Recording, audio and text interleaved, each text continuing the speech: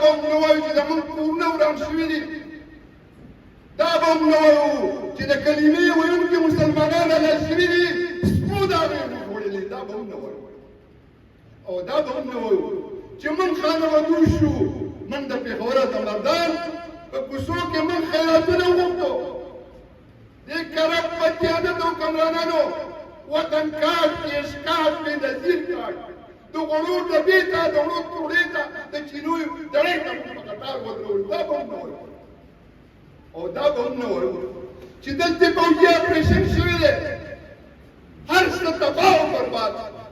او دا به هم نه وایو چې دلته کې سیلابونه راغلي او ټول ملاکنډ ډویژن یې برباد کړی دی.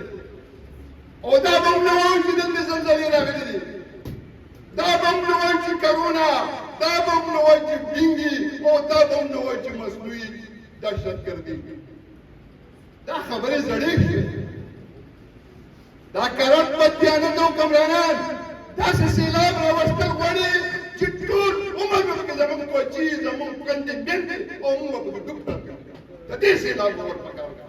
هغه سیلاب 3 ورځې راغی، تباهي وکړه، لاړ، ارام شو. خو دا کم سیلاب چې ملاکنډ ډویژن ته روان دی، دې سیلاب به زموږ بچي به ملا وکړي، موږ به ملا وکړي، صنعت به ملا وکړي، سیاحت به ملا وکړي، زراعت به ملا وکړي.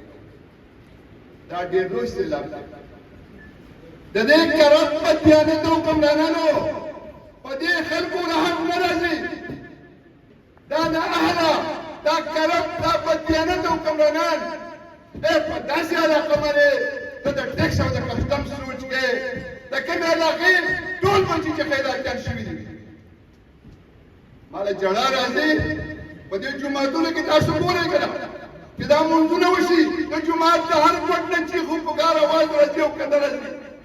او د پیدارځای ته چې راشئ، خویندې تور سرې د کلمې ویونکي ناست یو دې ماشوم غورځولی، دا نینې دا حکمرانان او په خېټه د ماشوم د بجلۍ او د تیل ګیس ښودی، دا نینې.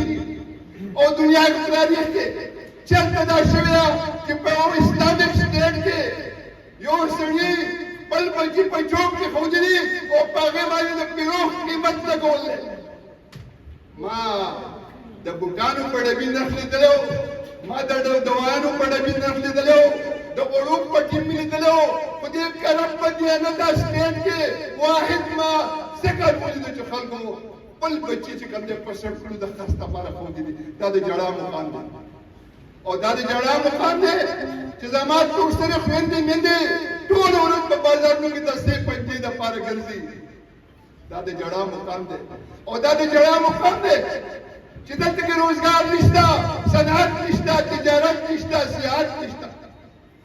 خلک در په در خاورې په سر دي. واه، نور د خبرو نشته. قدم به اوچتو او قدم به داسې اوچتو چې زموږ جذبات، زموږ احساسات پاکستانی میډیا څخه وایس اف امریکا، BBC او واشنګټن پوسټ کې ولیکل. دا زه دویم دلته مسلمانان زه نشم ویلی. د دوی په رحم نه راځي.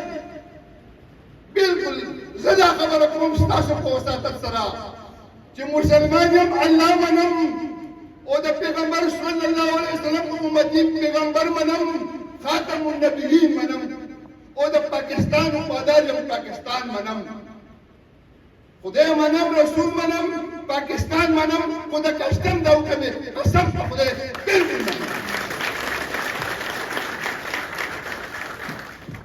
زه او زما دا ناست ملګري موږ جیلونو نه نه یېرېږو، موږ لاټھیچارج نه سوکیس ته نه یېرېږو. قسم په خدای ما دا خبره